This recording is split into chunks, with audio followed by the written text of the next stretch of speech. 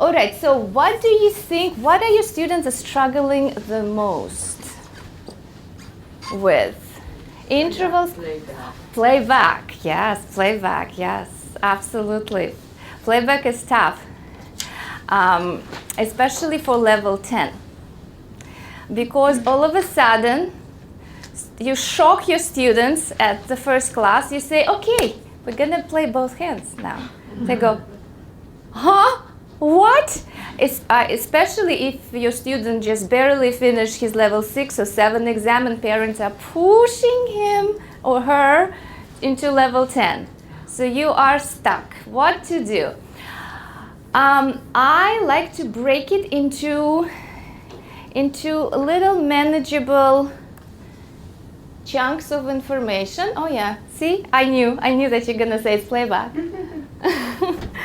So, and we start first with the left hand. We drill first the left hand. I don't even ask them to play back the melody at all. We drill the left hand.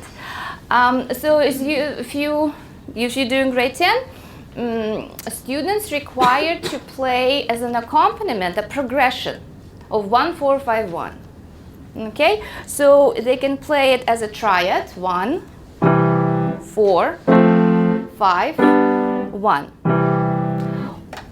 Or you can play it in a closed position.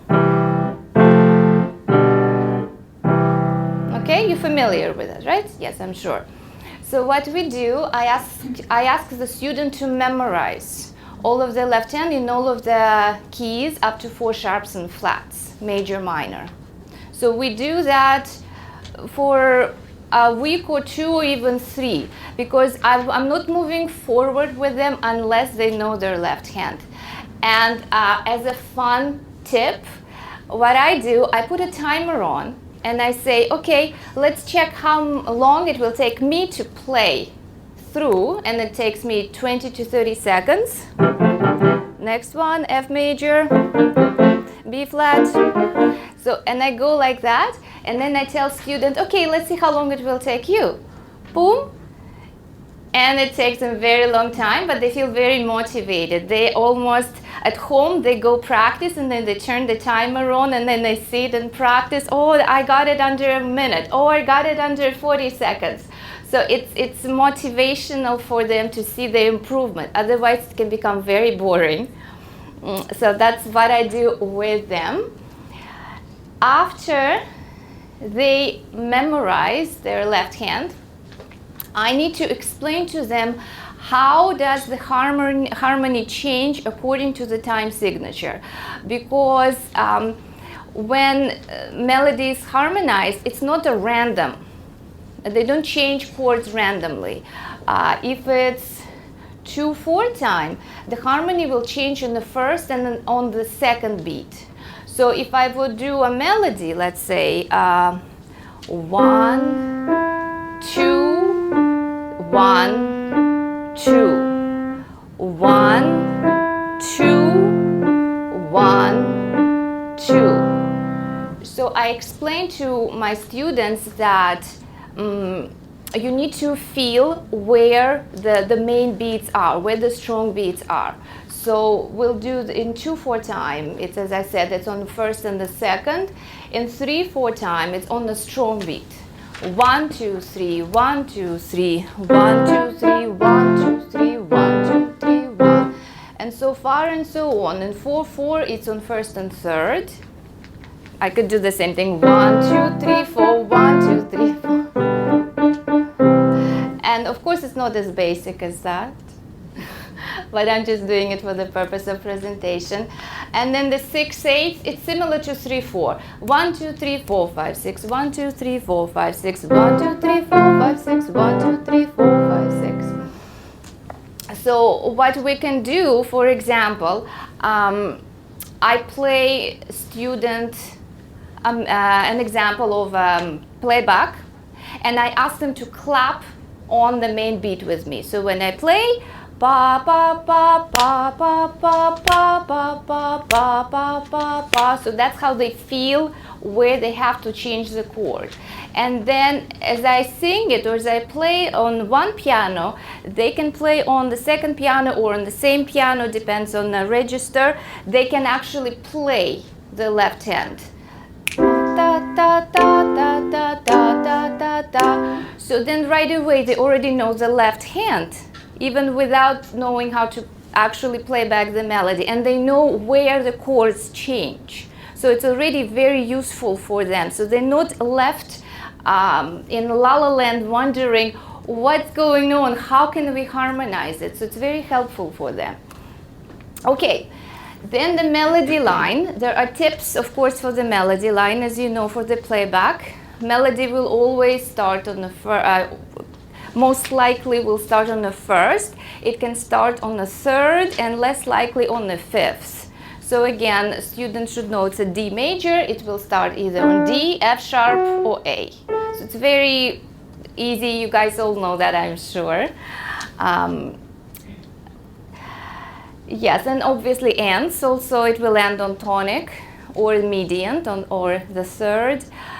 I haven't encountered it ending on the fifth. It may, but most likely tonic.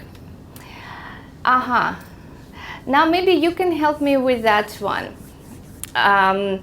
In Russian, there is such a word. It says, if I say it in Russian, called опевание. Опевание, this is this. How do we call it in English? I call it a turn. It's a turn, and it could be. So basically what you do below and above the tonic into the tonic and vice versa. So in Russian it's called опевание, sing around the tonic.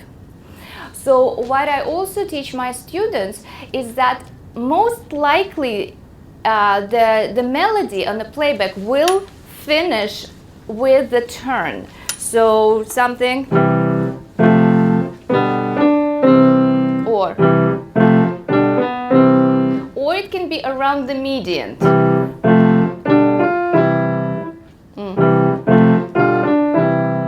Okay, so the student, when the student is playing back the left hand for you, like for instance 1-4-5-1, let's say in D major.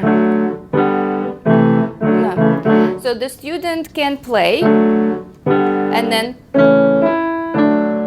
you can actually practice that with the student.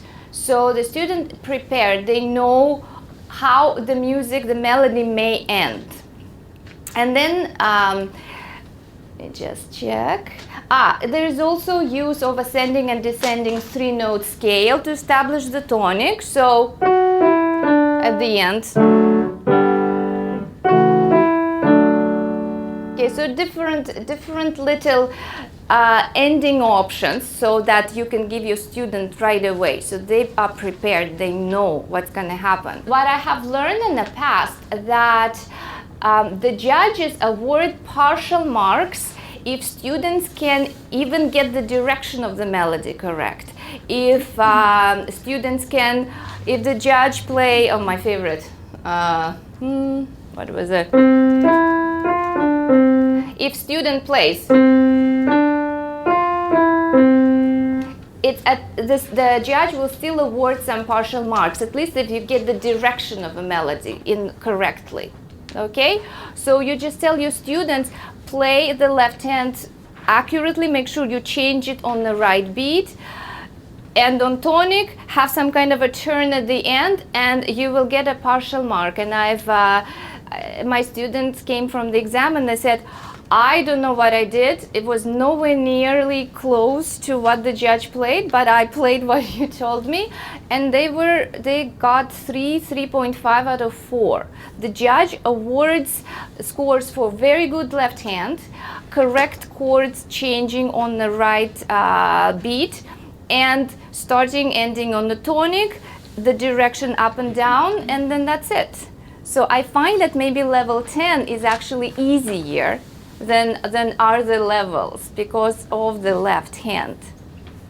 As far as earlier grades, before level 10, that similar tips apply as far as the melody line. And I also would encourage to start with a fewer notes. So first to identify, like say play the tonic triad, and you can say, okay, which note I'm playing. Is it mediant? Is it third? Is it first? Is it fifth? So start with that. Start with identifying the first note. Then maybe include only 3 notes. Play the melody, just a part of it. Or no, left hand. And ask student, do you hear the music going stepwise down and stepwise up? Then maybe include a skip. And ask a student, can you identify the skip? Do you hear the skip, or do you hear it stepwise? So tips like that. I will be wrapping up the playback portion. Do you have any questions?